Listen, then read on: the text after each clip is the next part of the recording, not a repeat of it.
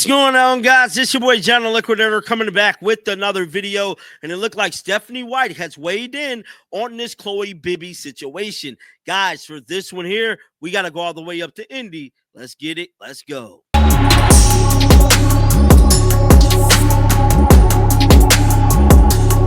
I am here to tell you, man, Stephanie White is currently in the doghouse of a lifetime, man. I mean, this season has not went far as everyone thought that it was going to go. The expectations was really high, and we thought Stephanie White could coach her way back into this thing. Well, I'm here to tell you, it ain't looking like she's finna coach her way back into this thing. The Indiana Fever has fallen to 7th place. They was in 6th, and I told y'all the other day, bro, if they fall in between 8 and 7, I don't think Caitlin Clark comes back. That's just my theory.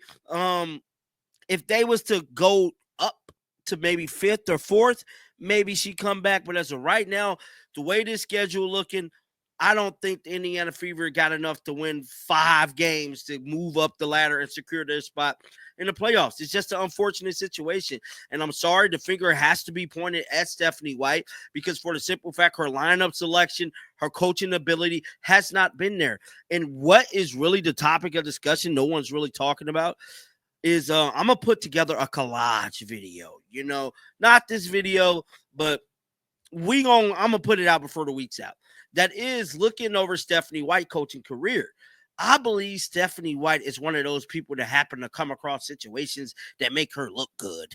Not to say that she's a bad coach, but hell, Connecticut, she inherited that team. Vanderbilt, she inherited that team. And what happened after a while when she started stinking up the place? She got fired. Connecticut, what happened when the team started to go a little south? She quit and left.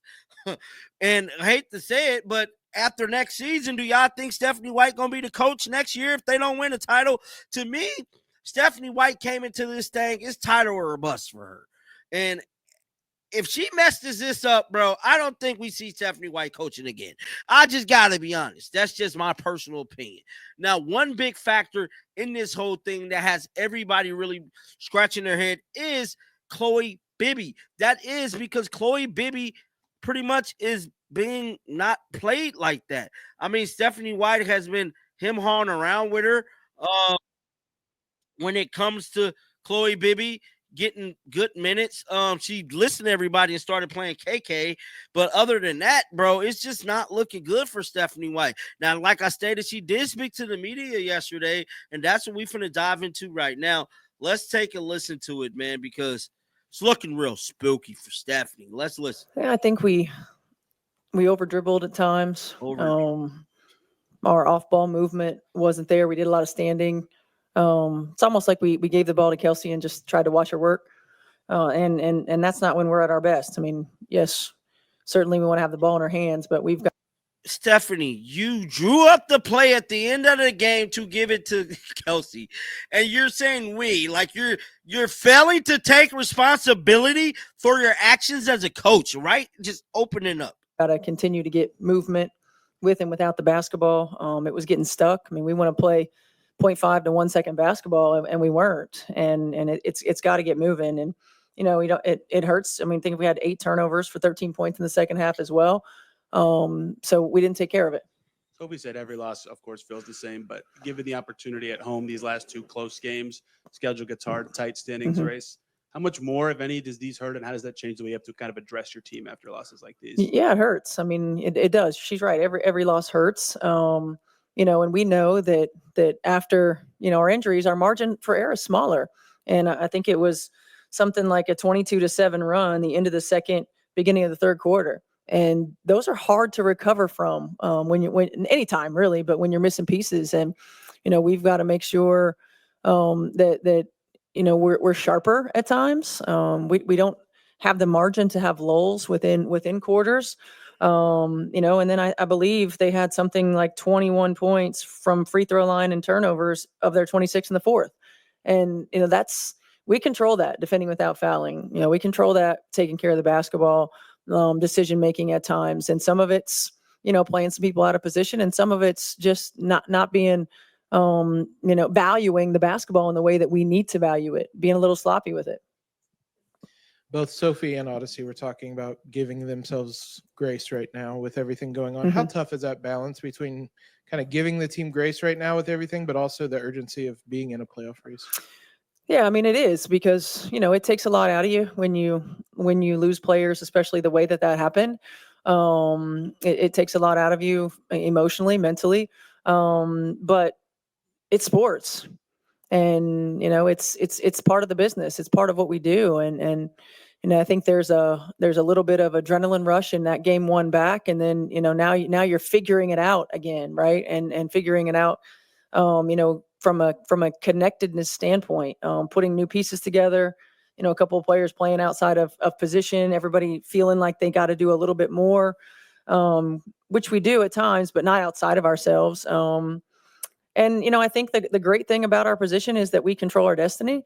But we've got to understand the sense of urgency that it takes, and understand that, and recognize that the margin is small, and we have a team that plays really hard. And often we talk about, we've got to marry execution with our energy, because at times our execution's really sloppy.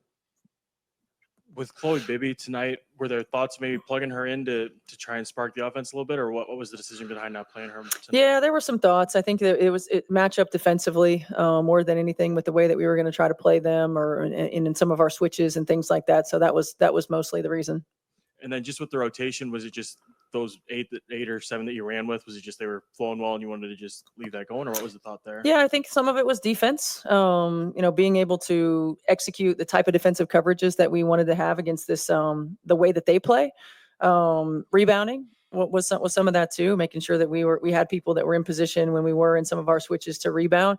I think the biggest thing for us on the defensive end was just too much fouling. And then, offensively, we went with that small lineup at the end to create a little bit more space, but you got to be able to give your chance by taking care of the ball. And in the second half, we didn't do a good enough job of that. And then just with the possession he had down 3 when Kelsey took it and missed the layup, were you looking maybe to get something to Aaliyah there, or what was that what you were looking for, getting Kelsey look going to the basket? Yeah, they've been sending 2 to Kelsey, and we figured they'd be in switches during that time, and so we wanted to get something to the rim. You get a quick 2, get a foul. We were going to be in the penalty or hit AB on the roll. We had, I think, the good floor spacing to get it, and again, it's just making plays at those moments, and we can go back and look over those moments all we want, but to me, that 22-7 run is the one that really kind of put us in the hole that we had to come back from. But I thought we got good looks at the end. We just did knock some of them down and missed some opportunities. How much more comfortable did Odyssey look tonight, and how much more did she help you than she really looked like she was getting her feet wet the first game? So, guys, that was Stephanie White, man, speaking about last night's game. But, guys, get down in the comment section so you guys do not miss a video. And as soon as some news come out, I'll be sure to let you guys know. I'm not avoiding the channel. There just has not been any news in regards to the Fever. Now, I don't care less about all the other WNBA teams. Is it something big? I'll talk about it. But other than that, it ain't even worth my time. But, guys, like always, till next time, man, shake the haters off. I'm out of here, bro. Peace out.